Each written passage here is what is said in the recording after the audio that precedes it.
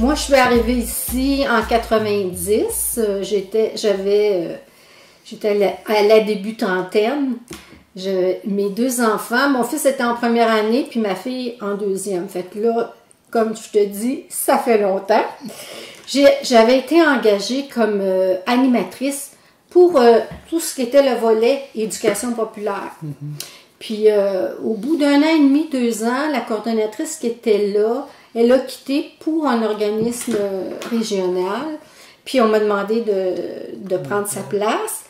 Bon, c'était un défi. Ben, je pense que j'ai su le relever à travers les années. Et c'est important de savoir qu'à ce moment-là, on est financé par 2 ministères. On est financé par le ministère de la Santé au PESOC, au programme de soutien aux organismes communautaires, et au ministère de l'Éducation pour tout ce qui est le volet alpha, puis alphabétisation et formation. Ça va être important parce que ça va faire que dans mon parcours, je vais siéger à différents endroits à cause de ça.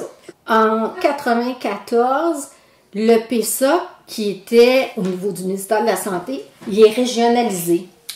Donc, il arrive dans les régions et avec en même temps, pour ceux qui s'en souviennent, les régies régionales. Et là, à ce moment-là, c'est là qu'il y a la mise sur pied de la Troquelle. Parce que là, l'ensemble des organismes du territoire, des organismes communautaires du territoire se disent, ben, il faudrait se regrouper parce que là, c'est régionalisé, fait que on va avoir plus de contacts. C'est sûr que quand ça se passe à Québec, c'est pas tout à fait la même affaire. Et en 95, là, c'est la fondation officielle là, de la Troquelle. Puis j'ai siégé dès le départ à la Troquelle. Ça fait 25 ans que je suis là. On a vécu beaucoup de batailles, on a gagné, on a perdu, puis on a encore à faire. Puis en 2002-2003, le gouvernement décide que les organismes vont avoir un seul port d'attache, c'est-à-dire un seul ministère. Fait que tu y vas avec ta mission première. Nous autres, comme c'était l'alphabétisation, ben, l'argent qu'on avait au ministère de la Santé était transféré à l'éducation et depuis tout ce temps-là, on est au ministère de l'Éducation. Fait que j'ai quand même continué avec la Troquelle parce que la Troquelle, c'est pas juste pour les organismes qui sont financés au PESOC, c'est pour l'ensemble des organismes communautaires de n'importe quel, qui sont financés par n'importe quel ministère. En 2003, il y a une nouvelle instance qui arrive, c'est la conférence régionale des élus. Et là, je vais siéger au CA de la conférence comme présidente de la Troquelle. Parce qu'au début, la conférence, il y a beaucoup de participation citoyenne. Il y a beaucoup de citoyens qui siègent. Il y a des élus, mais aussi, bon, par la suite, là, ça va changer, là, mais il y en a quand même beaucoup à ce moment-là. Puis, c'était seulement président ou président qui pouvait siéger d'un organisme là, qui pouvait siéger. En 2010-2015, c'est le PARCIS qui arrive, qui est le Fonds de lutte à la pauvreté, finalement, là, qui est le plan d'action gouvernemental pour la solidarité et l'inclusion sociale. Et moi, je vais faire partie, comme présidente de la Troquelle, du comité de pilotage. En fait, ce comité-là, il y a plusieurs représentants des différents ministères qui sont là. Et on va optimiser puis mettre en œuvre le plan d'action pour la région. Parce que c'était la responsabilité de la CRE à ce moment-là. Parce que tout ce qui était développement économique, ça passait par la CRE. En 2014, c'est l'abolition des CRE. Mais tu vois, le fonds de lutte, c'est pas terminé. Ça veut dire qu'il y a des employés de la CRE qui vont rester jusqu'en 2015 pour finir là, le PARCIS. En 2015, il y a le comité bipartite qui est mis sur pied au niveau du CIS Lanaudière. Et ça, c'est pour le PESA, parce que la Troquelle, c'est le représentant des organismes financiers PESA. Fait que on va... il y a 2 membres du conseil d'administration de la Troquelle, plus Hugo Valiquette, dont moi, qui vont faire partie de ce comité-là. Naturellement, il y a le PDGA, puis il y a la représentante, l'agent de PSOC. Et au début, c'était la santé publique, mais maintenant, c'est le directeur de la qualité de l'évaluation. C'est sûr que on a fait des gains avec ce comité-là. On a eu le premier PDGA c'était M. Gagné qui était là. C'était quelqu'un de très ouvert. Donc, on a bien travaillé ensemble et vraiment, ça a été... on a fait des gains. On n'a pas terminé. Quand on change de personne, ça change de dynamique. J'ai siégé à la SADC à Chigamoncam. En 1997, il y a eu la formation du comité Vision Montcalm. J'étais présente. Ça, c'est avant l'arrivée de la table des partenaires. Là, et j'ai siégé aussi au CLD Montcalm. En 2018, j'ai participé au comité organisateur de l'Avenue des Possibles. En fait, c'était pour préparer les groupes de Montcalm à l'arrivée de fonds qui vont venir du PAGIEPS, qui est le nouveau fonds de lutte, mais on change de nom à chaque fois. Et le dernier comité auquel je me suis joint, c'était en 2019, c'était le comité de développement social de la MRC Montcalm. C'était pour élaborer un plan d'action pour le déploiement de l'Alliance et de la FLAC et pour écrire une politique de développement social pour la MRC. Okay. Ça a été mis sur pause à cause de la COVID, fait qu'on ne s'est pas rendu, on n'a pas pu faire tout le travail qu'on aurait voulu. C'était prévu. Ouais. Puis, je vais terminer en disant que j'ai été privilégiée parce que j'ai eu une job stimulante où j'ai appris beaucoup, intéressante, motivante. Chanceuse parce que c'est pas tout le monde qui va au travail puis qu'il a le goût d'y aller. J'ai fait des rencontres fascinantes, inspirantes. Je suis contente parce que je laisse un organisme en santé, en santé financière, puis en santé aussi au niveau de ses activités. Au niveau de la MRC Montcalm, je suis fière de ce qu'elle est présentement, de sa nouvelle vision, puis aussi d'y avoir participé un petit peu, je pense. Effectivement, tu as été un membre actif dans la communauté de Montcalm, particulièrement.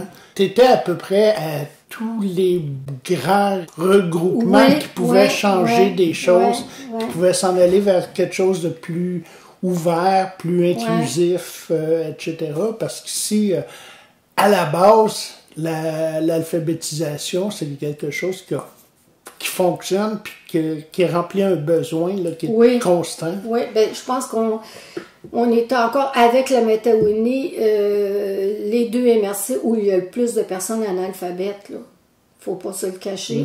Puis au niveau de la région, on est rendu, je pense, à 77 000 personnes analphabètes dans la Naudière. Moi, quand je suis arrivée, il y en avait 52 000. Ça a augmenté parce qu'il y a nos jeunes là, qui finissent l'école, qui ont de la difficulté à lire et à écrire.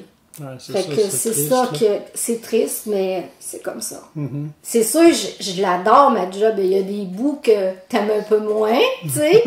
Mais, en tout cas,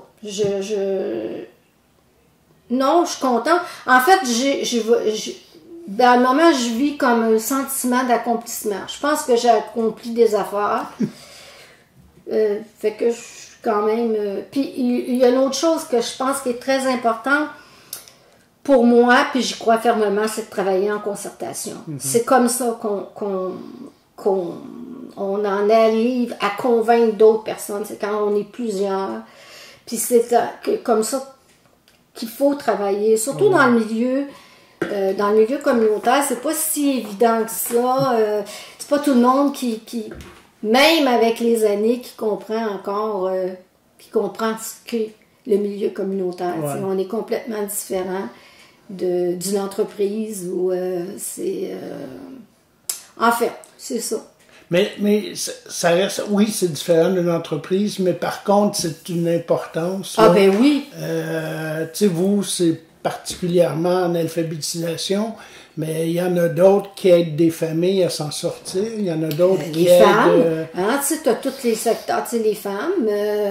les handicapés, ceux qui sont souvent pris à part, puis que c'est pas tout à fait facile d'être inclus dans la société. Oui, puis ce qui est intéressant dans un organisme communautaire, c'est que quand tu reçois quelqu'un, tu le prends dans son ensemble. Tu sais, tu dis pas, c'est ça que vous avez, bon, on va vous envoyer à tel... c'est pas ça, tu sais, tu prends... La personne, elle arrive, elle a des difficultés à lire par écrire, mais il y a d'autres problèmes qui viennent avec ça, mais tu la prends dans son ensemble, tu l'aides là-dedans, tu la réfères. Puis tu sais, on se connaît, les organismes, puis on va les référer aux bonnes personnes. On sait que c'est pas notre mission, par exemple, quelqu'un qui a des problèmes en santé mentale, c'est pas notre mission à nous, donc on va les référer à la bonne personne, tu sais.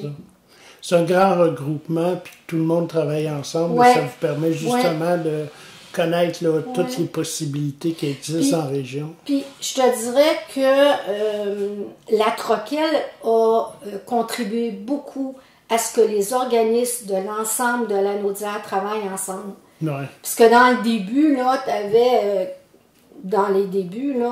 tu avais une espèce de guerre qui faisait nord-sud. Tu sais, c'était bien, bien différent. Je dis pas qu'il n'y en a pas encore, mais beaucoup moins de qu'est-ce que moi j'ai connu. Là. Ouais. Il reste que c'est pas toujours facile. Même ici à la coopérative, vous avez déménagé, vous avez agrandi. Ouais. Ça reste toujours des défis qui sont pas tout à fait faciles. Là. Non, c'est même de déménager, c'était quelque chose parce que pour avoir la maison ici, ça a pris 1 an avant qu'on ait une dérogation pour pouvoir être sur la rue ici. C'était... oui, on a eu... on a vu des vertes puis des pommures, là, mais... tu sais, c'était trop petit où est-ce qu'on restait, puis la maison était très, très vieille sur la rue Victoria. Mais ça fait quand même, puis il y a des gens qui ne nous connaissent pas, même il y a des gens à la municipalité qui ne nous connaissent pas, mais ça fait quand même 43 ans qu'on est à Sainte-Julienne. On n'a jamais été ailleurs. On a été sur la rue Cartier, dans un petit local, le premier. Après ça, sur la rue Victoria. Puis ici, là, ça va faire 15 ans l'année prochaine. Et ça va vite. Ouais, ça va vite. Je me rappelle des tours pour y arriver. Je tiens à te féliciter personnellement. Merci. 33 ans dans le communautaire, c'est quand même quelque chose. Ouais. Puis tu as laissé ta trace. Puis je pense que tu seras toujours bienvenu. Puis je suis certain de toute façon qu'on va avoir à se revoir. Oui, moi aussi. En tout cas, je pense que oui. Tu sais. C'est ça. Là, je vais commencer par prendre mes vacances. Puis après ça... mais c'est sûr que déjà, là, quand je disais que je prenais ma retraite, il y avait déjà du monde. Tu me donneras ton numéro de téléphone. Attendez! Je vais vous contacter. Ça me dérange pas qu'ils me contactent, mais tu sais, je vais prendre le temps aussi. Tu sais, je pense que c'est bien mérité. Tout à fait.